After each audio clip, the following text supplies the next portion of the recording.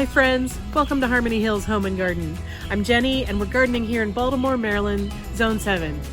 Today I'm so excited to share with you my plant haul. I just got back from the nursery and I just can't wait to share with you what I got. So come along with me and let's take a look at all these new plants.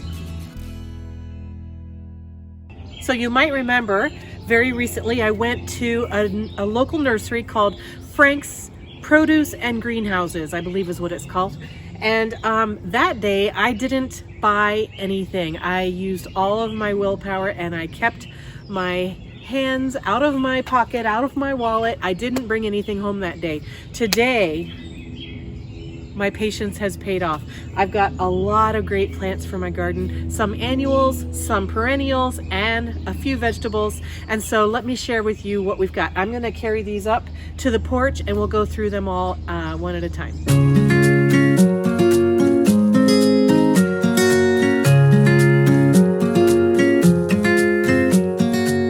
Well, I said I was going to take them over to the porch, but honestly, the porch cabinet isn't big enough to hold all of these at one time.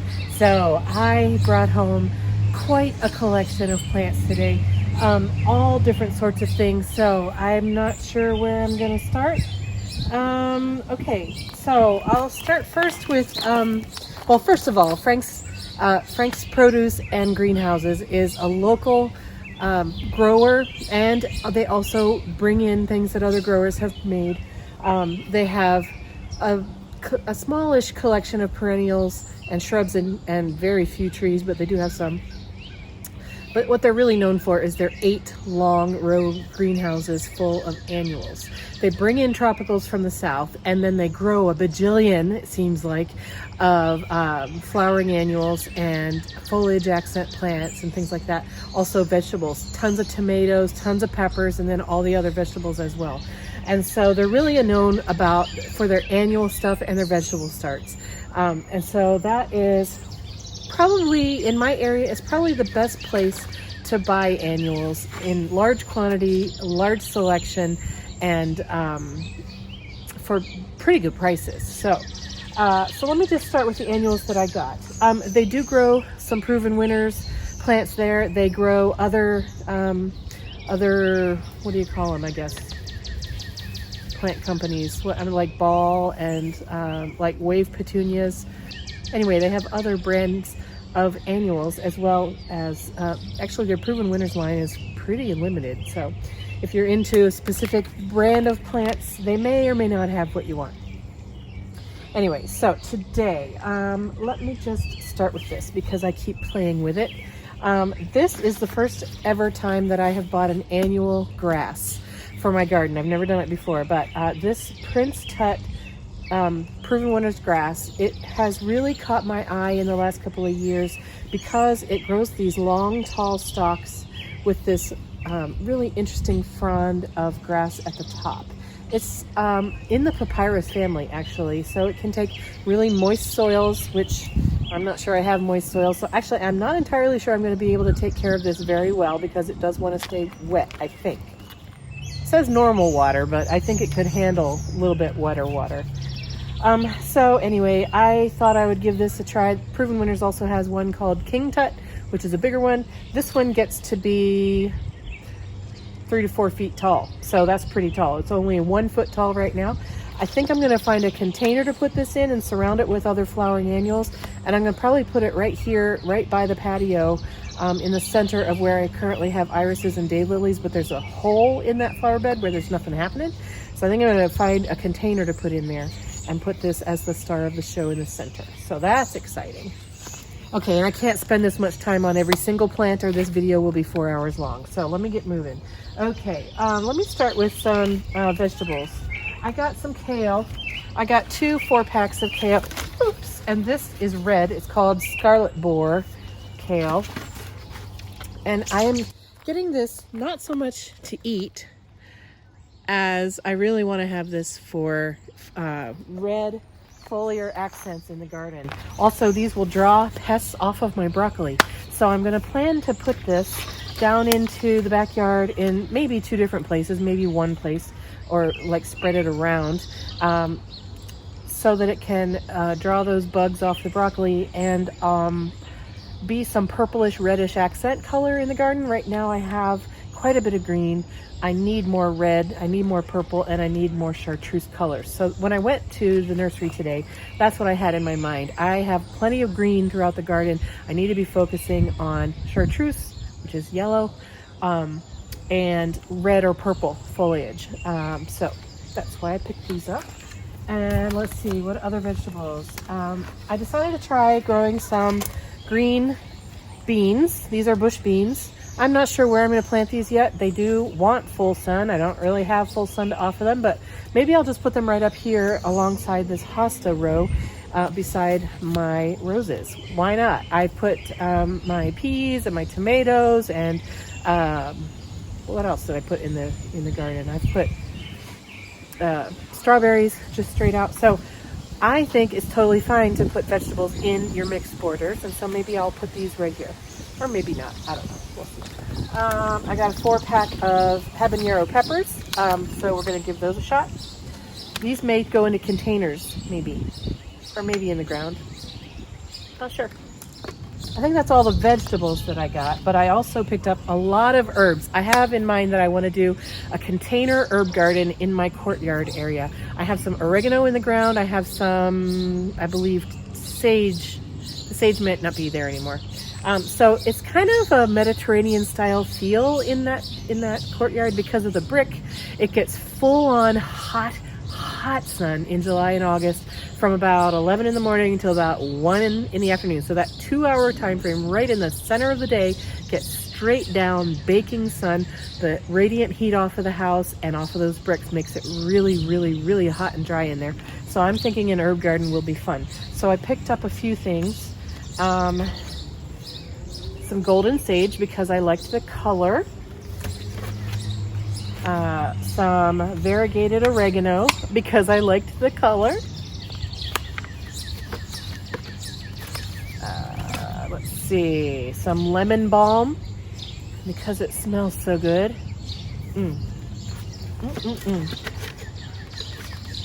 I got 2 of these chamomile plants.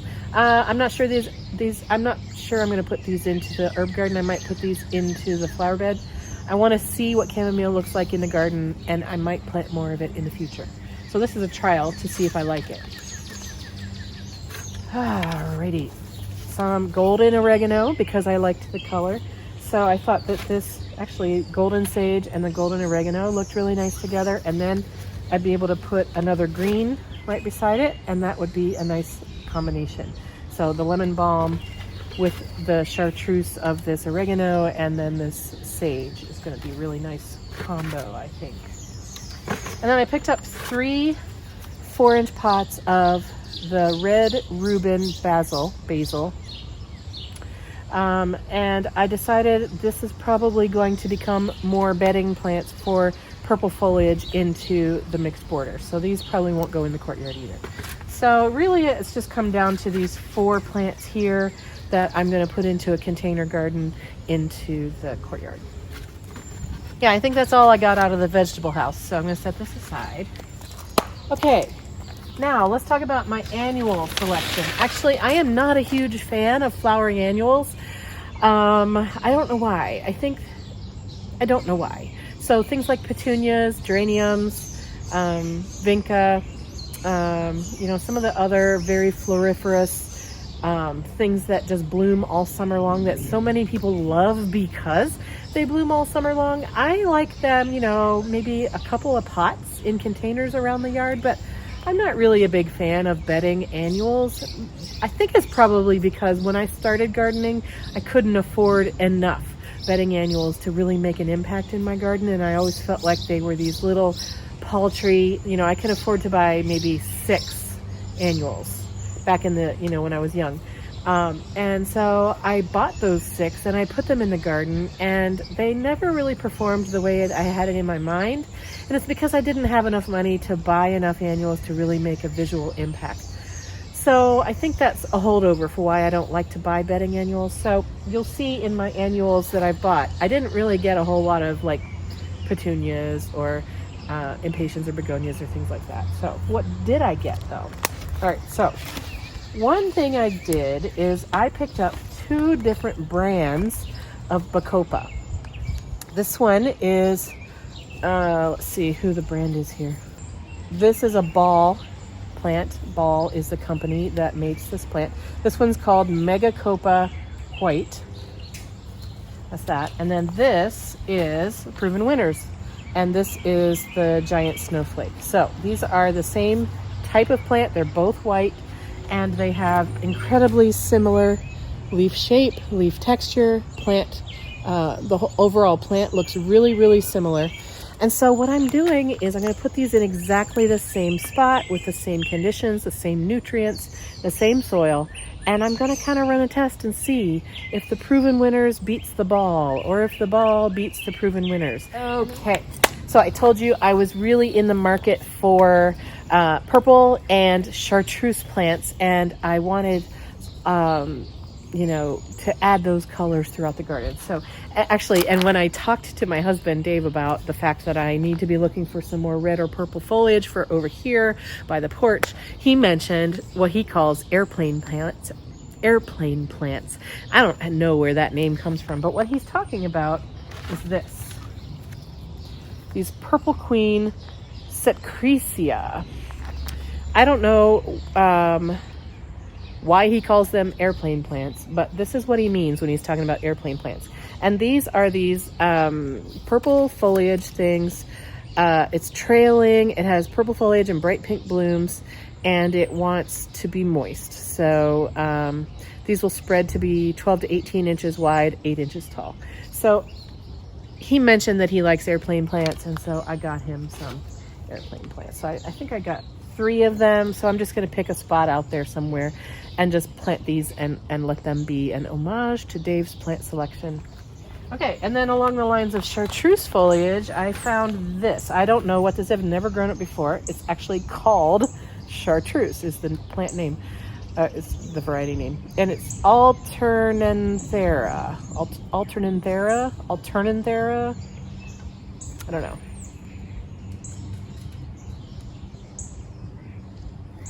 So it says that it is bright, striking foliage, is great as an accent in containers or as a garden edging. Grows in sun or part sun. It grows 15 inches to 18 inches tall and wide.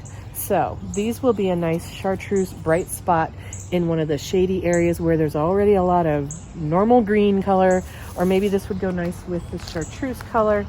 Actually, I think that's a nice combination. So I got 3 of these annuals. They'll get 15 inches tall and wide.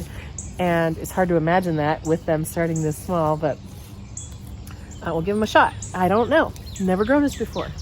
But I did buy some of these Proven Winners Rockin' Playin the Blues Salvias because I've seen a lot of people online grew them last year and the year before, and they really did perform so very well. So I do love salvia. I love purple spiky flowers in the garden. I've got all kinds of them, and this is another kind. And yeah, they're annual. They won't come back next year, but they are wonderful. They have a great reputation for blooming their heads off all summer long. And so I got, I think, 4, 5. I think I got 5 of these. Okay. I also picked up 2 of these mosquito plants. These are a Citronella plant. They're a type of, They are a type of scented geranium. I didn't know that until I saw the tag. So it's called mosquito plant or Citronella. It smells really good. It smells lemony, but it also deters mosquitoes. It doesn't attract them, it deters them. So I'm going to plant these into pots, 2 different pots, and I'm not sure what I'm going to surround them with. I didn't really buy annuals to surround this with, so I don't know. We'll figure it out. I might need to go to another garden center to get plants to put with these. Now, I forgot to show you in my herbs that I picked up some chocolate mint. It smells like chocolate mint ice cream. Now, this is definitely a plant you have to put in a pot because mint grows and spreads, and it will take over your entire life if you allow it. I mean, this would tear the house down, not really, if I allowed it. So I'm going to get a nice, beautiful big pot to put this chocolate mint in, but it just smells so good. You can put these leaves into iced tea, or you can chop them up and sprinkle them over salads, or, there's lots of ways you can use mint plants. You can make tea out of them. Oh, but it just smells so good. And it has these brownish, reddish, purplish stems on them. So it really has some nice foliar interest as well. And there's a little bit of purple veining. No, not really. But anyway, it's a really good plant. I went ahead and picked up a few Dusty Miller. Again, these are just foliage plants. They'll get to be, I think, like a foot to 18 inches tall, maybe a foot wide. Actually, some years in the past, they have actually been hardy for me. So, but these are beautiful accent plant in containers or in the landscape to bring a bright spot to a dark corner. Or like over here in my north side porch garden, I just have too much green and it's all the same. So I might stick a few of these in there. They do want sun, but they do survive in a little bit of part shade too. So just, it's nice to have some silver accent plants to just sprinkle around and bring some sparkle to your garden. Yes. Okay. I bought 5 of these Verbena. Verbena are some of my favorite plants ever. And you know what I really love is the purple homestead Verbena, the perennial. And when we lived in one of the houses we lived in for 11 years in Elk Ridge, Maryland, I had some purple homestead Verbena in my front by the front door, and it was perennial, and it came back. Oh my gosh, it bloomed so profusely. It was gorgeous.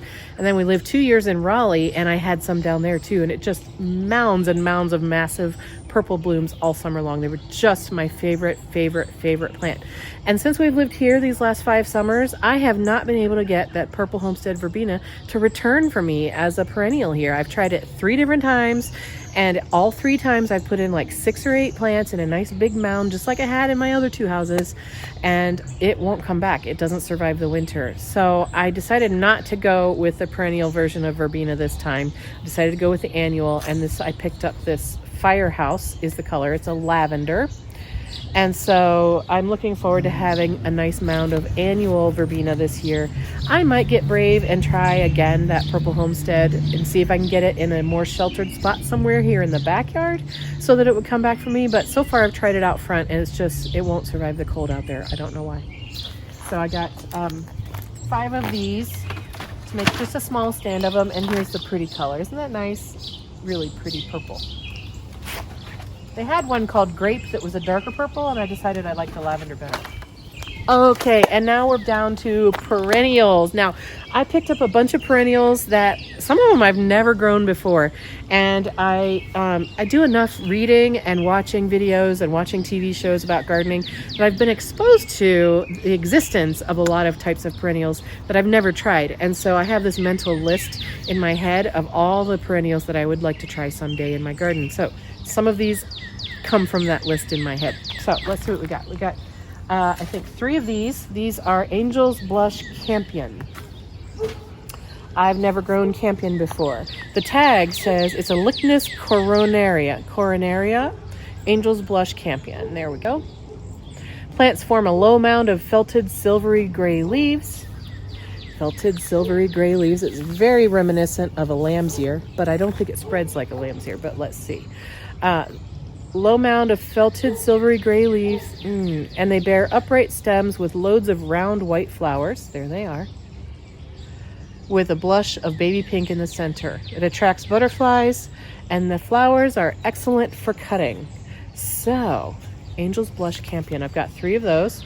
They're hardy from zones 3 to 9, and it says it wants to be watered regularly in well-drained soil, can handle some drought conditions, and use all-purpose fertilizer.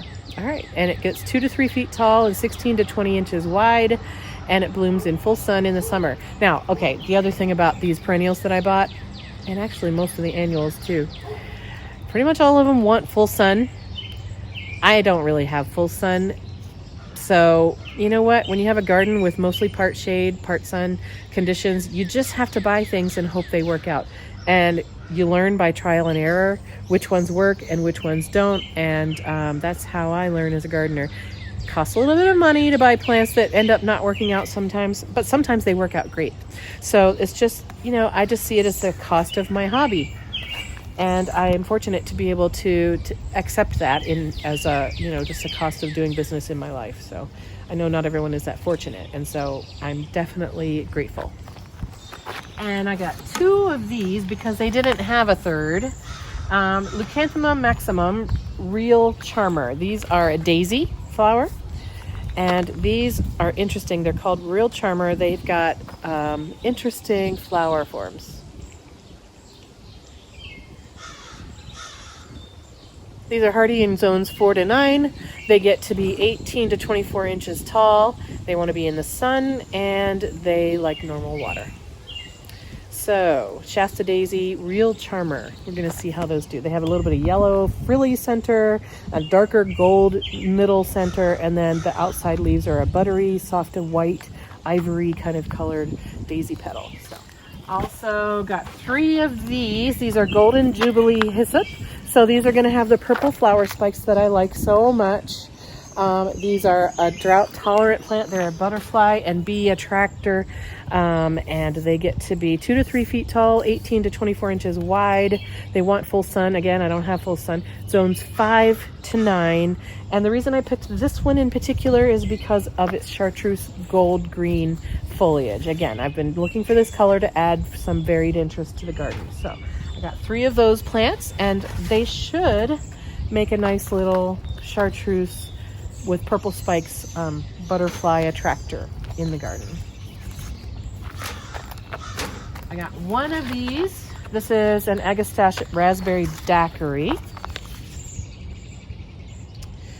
Again, these want full sun. They'll get to be 8 to 10 inches tall and 24 inches wide. So they're a low spreader kind of a plant, and they'll have those raspberry colored tubular flowers that will attract hopefully hummingbirds, but also butterflies, and maybe bees will get to them, maybe not. Not sure how the bees will do on those long flowers.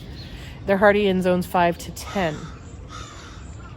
And they want to be dry between watering. So it does make sense to pay attention to the watering needs of your plants and plant things together that need the same kind of water. So like this might be good near a lavender, because lavenders want to dry out between waterings as well. And sages and salvias and things like that. So I'm just going to try to be smart about putting this near plants that have similar desires. All right, I picked up a new clematis, because why not? This was a cute little one. It's called Radar Love. It has bright yellow bell-shaped flowers that flower all summer long. And then they have the feathery tufted seed heads. It says it's a good ground cover or a climber. Gets 8 to 10 feet tall. It's hardy in zones 2 to 9. All right, so I'm gonna have to look up online which pruning group this is in, because it doesn't say on the tag. And if you want to learn more about clematis or clematis, you can watch the video that I made a week or 2 ago all about that. So check that out. So this will have yellow flowers, and it's nice. It's got a different kind of a leaf structure from some of the other clematis that I have. So, and it's going to be more dainty and smaller. And I'm planning to put this on one of the fences in the backyard. Got 2 of these because they didn't have a third. I wanted a third, but they didn't have any. These are Bright Eyes Tall Garden Phlox, and these are pretty common. They are, let's see, sun to part shade. The Bright Eyes, they have the light pink flower with the dark pink center. These get to be 3 feet tall, 2 feet wide, and I believe these will spread underground on runners, and so I'm okay with that. I like plants that give me more of themselves. All right, and one more here. What's this? Oh, I did get 3 of these real charmers. There's the third one. Okay, so 3 of the real charmers, not just 2. And I got 2 ladies mantle. Again, this is a plant I had a lot of success with in my other gardens at previous homes. Here I've tried it twice and I failed twice. I don't know if it's something about the black walnut soil, or if it has to do with we're just a slightly, we're 5 miles more north than we were the last time we lived in Maryland, in Elkridge. So I'm not sure why my ladies mantles haven't worked here, but I'm gonna try them again. I've tried them out front twice. And I think they just baked in the sun out front. So I'm going to put these in the back north side garden, or maybe I'll put them down in the corner by the hammock. Not sure. They want to be pretty wet. They don't want to dry out, and they want shade. So either down by the hammock or up here by the side porch. Try them again, guys. Panorama Mix Bee Balm. So this says that it has a mix of colors, a red, pink, and mauve, and it's got a minty fragrance. Yes, because bee balm is a member of the mint family, which means that it will spread, and sometimes they'll get out of hand, but if you can keep them under control, they're just fine. Attracts bees and butterflies and hummingbirds to the garden, 2 to 3 feet tall, 18 to 24 inches wide, full sun, summer. And because I don't have full sun, they're less likely to spread out so aggressively. Also, some bee balms, or Monarda, which is their Latin name, get powdery mildew problems, and so I'm not sure if this one is resistant to that or not. I have had powdery mildew problems on my bee balms in the past, but we'll see how these do. Okay, that's the end of the quart size perennials, but I did buy some bigger size, more expensive, but bigger size things because, again, I was looking for red foliage in my garden and they didn't have very many red foliage quart size perennials at this garden center. So I did see some over in the larger pots. So let me show you what I got. Okay, I got 3 of these. These are Coral Bells, or Heuchera, Marvelous Marble. And this one has green and red variegated foliage. It's similar to a coleus in its leaf coloration, but it's a Heuchera. And this one, Marvelous Marble, gets to be 8 to 12 inches tall and 15 inches wide. So it'll be a low mound, and it will put up some flower spikes, which are really not the reason you grow heucheras. But again, this is going over on the north side garden by the porch to bring some reddish color into that very, very green garden. And then the last plant that I bought today is this beauty. This is a cardinal flower. Look at that red foliage. Oh my goodness, it is so deep. It is really striking, and it's really going to pick up the red of the Loropetalums that I have, and it'll really look nice with some of these other things. So this is a cardinal flower. I got it all over me. Full sun, attracts butterflies, deer resistant, and attracts hummingbirds. Black Truffle is the variety name. Lobelia is its Latin name, but it's a perennial lobelia. There are annual lobelias as well. This is hardy in zone 5 to 8. It blooms in the summer. It's 24 inches tall and 6 to 8 inches wide. So I just got one of them because all they had were the big 2 gallons for $15 each, which is a good price for a 2 gallon perennial. But I just didn't feel like shelling out a whole lot more money. So I just got one, but I'm thinking that when I plant it, I might divide it up into 2 or even 3 root balls before I plant it. And that will help me have more plants in the garden, and each of them should spread out and fill out really nicely. So I'll probably do that. And it looks like I have some sort of egg on this plant. I just noticed that. Let's show you what that is. What is that? Are those butterfly eggs? Are those some sort of pest insect eggs? I don't know. I'm gonna have to Google that. See if I should throw that away or keep it. I don't know. All right, so that brings me to the end of my plant haul from Frank's Produce and Greenhouses today. Thank you so much for joining me. Do you have any of these plants in your garden? If you do, let me know, and let me know what I can expect from them, because a lot of these I've never grown before, and I'm really looking forward to having some new plants in my life. Thank you for joining me here at Harmony Hills Home and Garden. If you're one of our newer subscribers, thank you so much for subscribing. And I do encourage you to go back and look through some of my older videos from earlier months, because it gives you the layout of the gardens that we have and the projects that we're doing here this year. And but whether you do that or not, welcome. I'm so glad that you have signed up to follow along here. And if you haven't yet subscribed, go ahead and hit that subscribe button down there. I'm just me. I'm just Jenny. I've been gardening for a really long time, but I am no expert. I am learning along with all of you. I just like to share what I'm doing and get tips and tricks and ideas from you, and maybe show you something new to try in your own garden. So thanks for joining, and thanks for following along. I hope you all have a wonderful garden day, and I will see you in the next video. Bye.